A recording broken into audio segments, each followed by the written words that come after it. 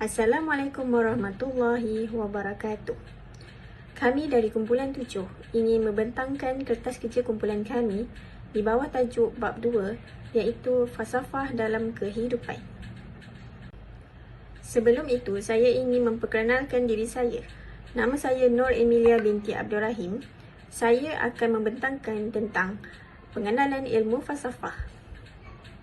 Baiklah, definisi falsafah dari sudut etimologi iaitu dari segi bahasa. Perkataan falsafah berasal daripada dua perkataan iaitu Yunani kuno. Yang pertama, perkataan philo yang bermaksud cinta, dan yang kedua, perkataan Sophia yang bermaksud hikmah, kearifan, kebijaksanaan atau kebenaran.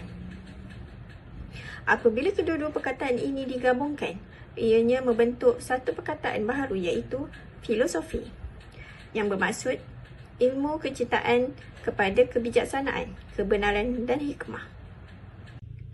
Dari sudut terminologi pula, iaitu dari sudut istilah, terdapat beberapa pandangan serta pendapat tentang istilah falsafah ini daripada beberapa ahli falsafah.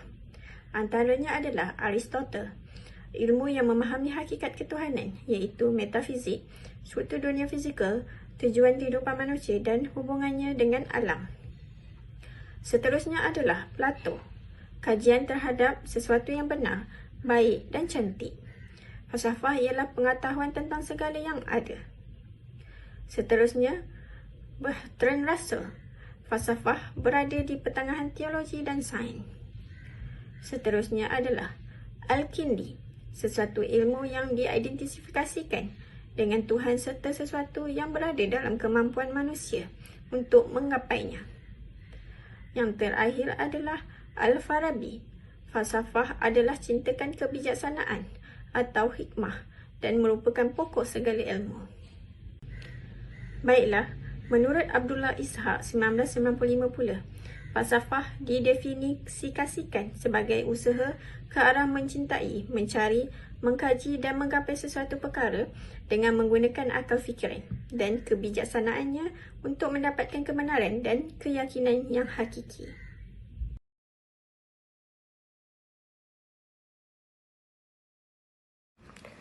Pendekatan falsafah terbagi kepada 4 iaitu falsafah etika dan kehidupan, falsafah alam tabi'i, falsafah intelektual dan titik persamaan dalam pendekatan falsafah.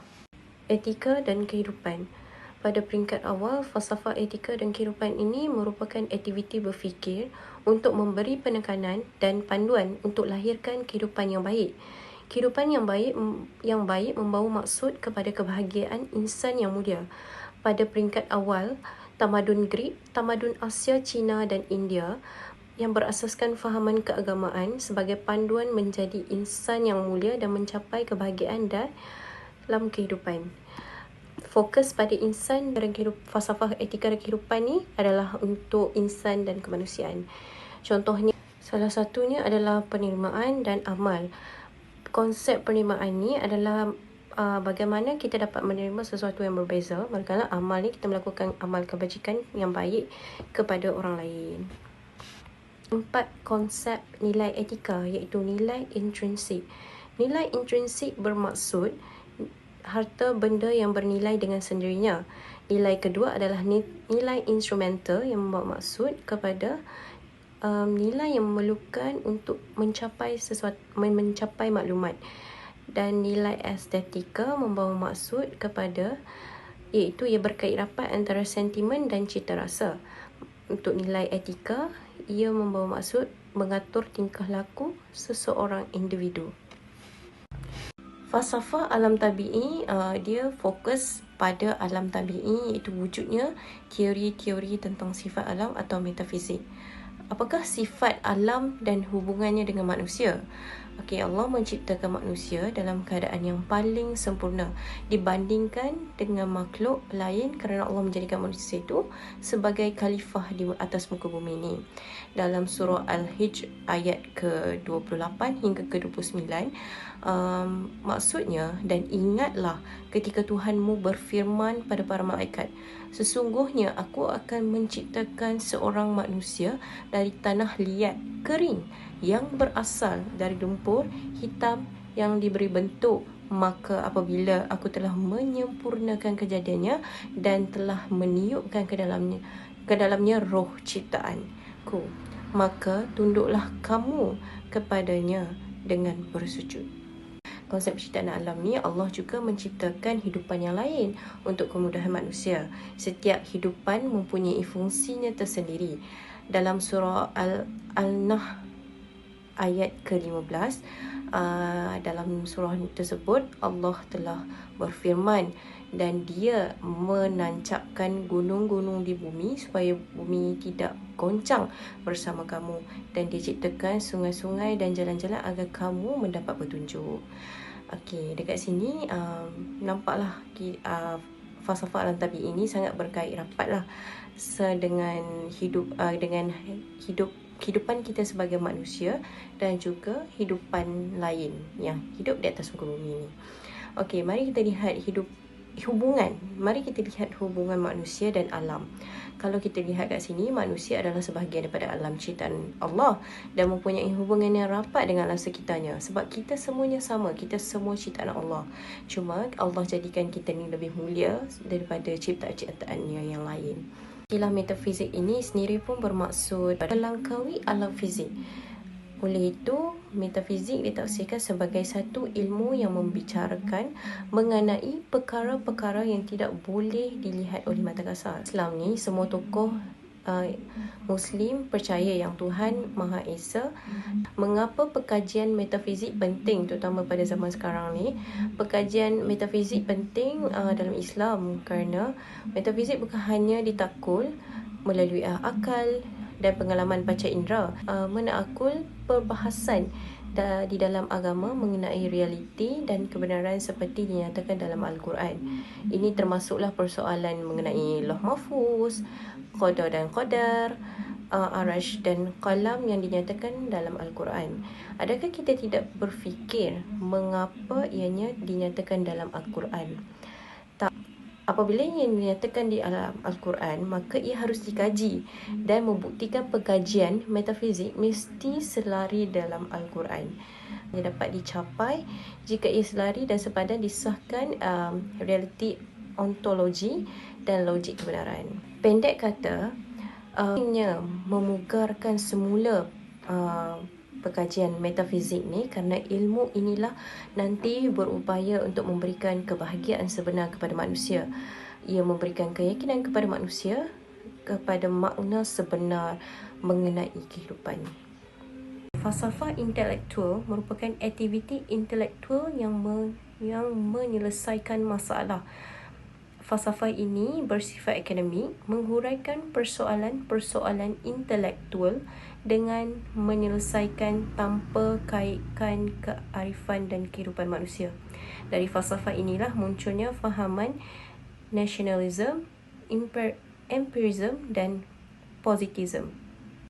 Nasionalisme adalah satu ideologi atau kefahaman yang meletakkan negara dan bangsa pada tempat yang tinggi atau yang mencipta dan mempertahankan kedaulatan sesebuah negara dengan mewujudkan satu konsep identiti bersama untuk sekumpulan manusia. Manakala empirism adalah suatu aliran falsafah yang menyatakan bahawa semua pengetahuan yang diperolehi atau berdasarkan pengalaman. Dengan itu, ia juga menyatakan bahawa semua kenyataan berkenaan pengetahuan terhadap dunia hanya boleh dijustifikasikan oleh pengalaman. Untuk positivism ialah suatu falsafah tentang sosiologi manusia yang perlu dikaji secara bentuk saintifik atau kuantitatif. Titik persamaan dalam pendekatan falsafah yang kita bincangkan ketiga falsafah tadi iaitu etika dan kehidupan, falsafah alam tabi'i dan falsafah intelektual.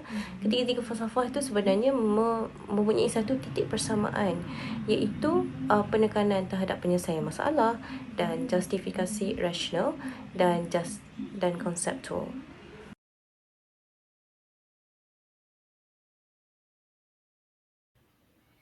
Hello, Assalamualaikum. Saya akan membentangkan ilmu aliran falsafah. Aliran ilmu falsafah terbahagi kepada 3, teoretikal, praktikal dan falsafah baru. Pertama, ilmu falsafah teoretikal. Ilmu falsafah teoretikal adalah merujuk kepada semua jenis ilmu kewujudan, termasuk ilmu tentang manusia, Tuhan dan alam. Ini adalah bertujuan mencari hak kebenaran. Aliran ini terbahagi kepada 2. Aliran metafizik iaitu sifat realitis, keberadaan dan konsep-konsep yang lebih tinggi dalam agama-agama dunia. Manakala aliran epistemologi adalah asal usul pengetahuan dan evolusi pengetahuan tentang agama-agama dunia. Falsafah praktikal. Falsafah praktikal adalah merujuk kepada ilmu menghayati ilmu-ilmu tentang manusia, Tuhan dan alam. Dalam sejenak lampangan kehidupan, manusia merakumi bidang pengajian seperti bidang politik, ekonomi, akhlak dan sebagainya. Ini adalah bertujuan untuk mencari kebahagiaan hidup. Aliran etika. Aliran falsafah etika adalah prinsip-prinsip moral dan nilai-nilai dalam agama-agama dunia. Manakala aliran politik pula adalah teori-teori tentang pemerintahan, keadilan, hak asasi manusia dan juga organisasi sosial di dalam masyarakat. Ilmu falsafah baru. Ilmu falsafah teknologi. Munculnya dengan teknologi baru dengan revolusi industri yang memberi impak dalam kehidupan manusia. Ilmu falsafah alam sekitar, ia merujuk kepada persoalan-persoalan dasar tentang alam sekitar. Falsafah timur, ada perdebatan sama ada ia diterima sebagai ilmu falsafah seperti di barat. Ada yang berpendapat bahawa ia adalah cara masyarakat timur membentangkan pandangan alam mereka.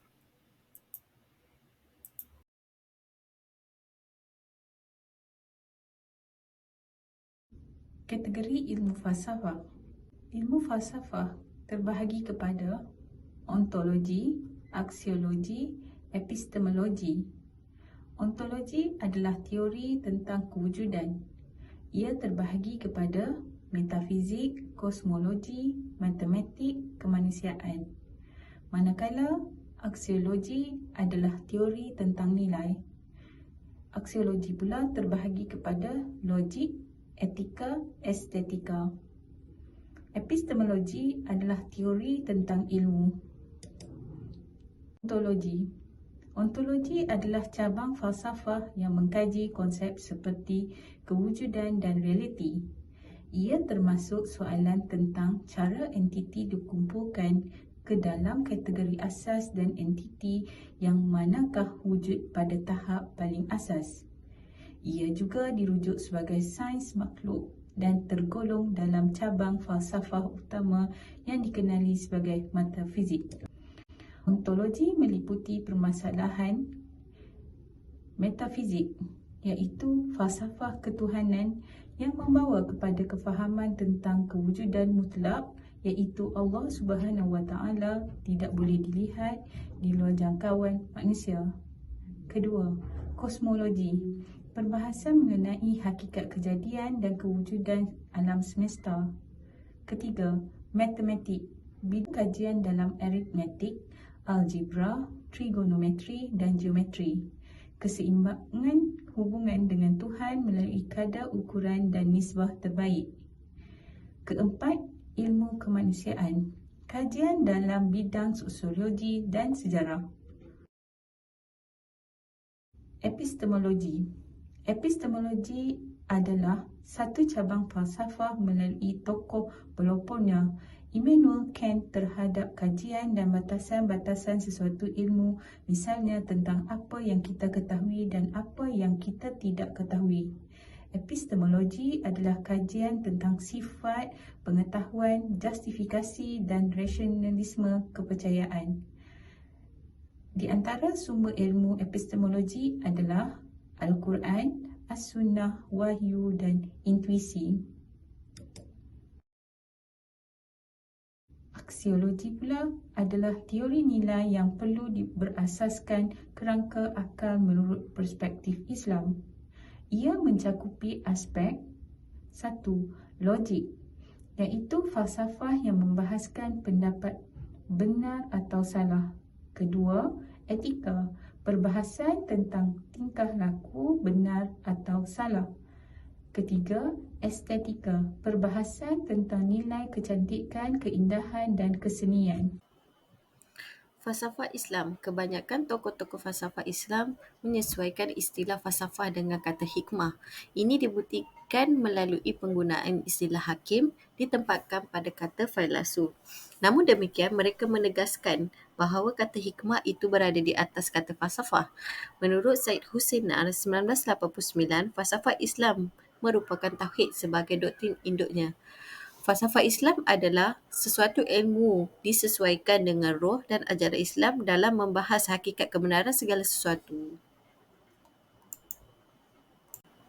Konsep falsafah Islam. Al-Faslan Akshigan 1954 menakrifkan konsep falsafah Islam sebagai konsep saintifik yang muncul daripada pandangan hidup Islam tetapi sebagai unjuran daripadanya secara langsung melalui skema konsep saintifik Islam. Berasaskan tarikh tersebut, beliau menggariskan 3 faktor yang mencirikan konsep falsafah Islam, iaitu pandangan hidup merupakan sesuatu latar, environment bagi mewujudkan falsafah Islam. Yang kedua, skema konseptual saintifik sebagai fasa yang bersifat langsung dan rapat yang dengannya ahli falsafah melaksanakan kegiatan-kegiatannya.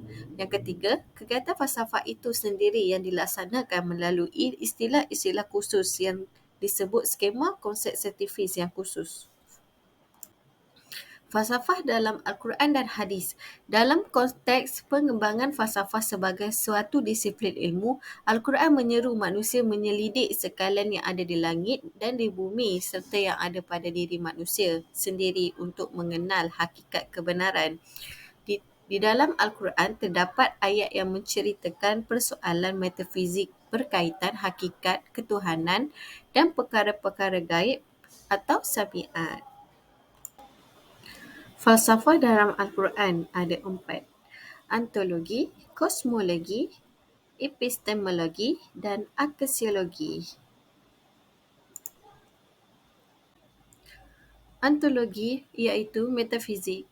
Persoalan mengenai metafizik menguasai sebahagian besar daripada kandungan ayat-ayat Al-Quran. Bermula daripada perbincangan mengenai akidah tauhid, merangkumi perbahasan mengenai hakikat ketuhanan sehinggalah kepada perkara-perkara ghaibiat, sami'at dan sebagainya.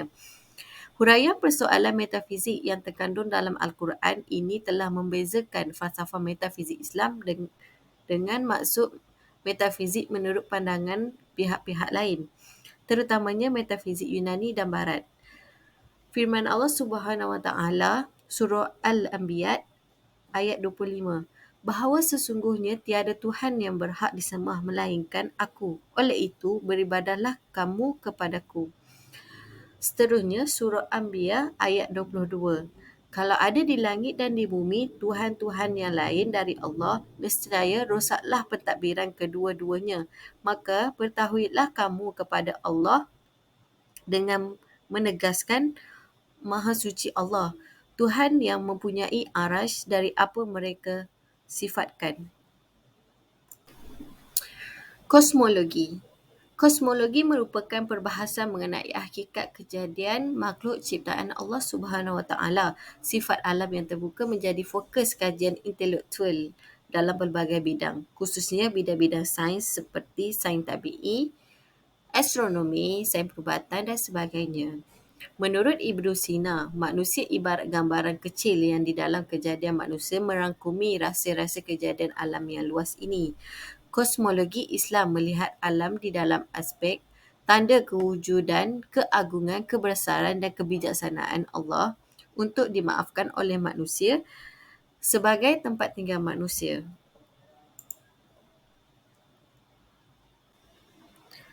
Firman Allah Subhanahu Wa Taala yang bermaksud surah Al-Baqarah ayat 164. Sesungguhnya pada kejadian langit dan bumi dan pada pertukaran malam dan siang dan pada kapal-kapal yang melayar di lautan dengan membawa benda-benda yang bermanfaat kepada manusia, demikian juga pada air hujan yang Allah turunkan dari langit lalu Allah hidupkan dengannya tumbuh-tumbuhan di bumi sesudah matinya.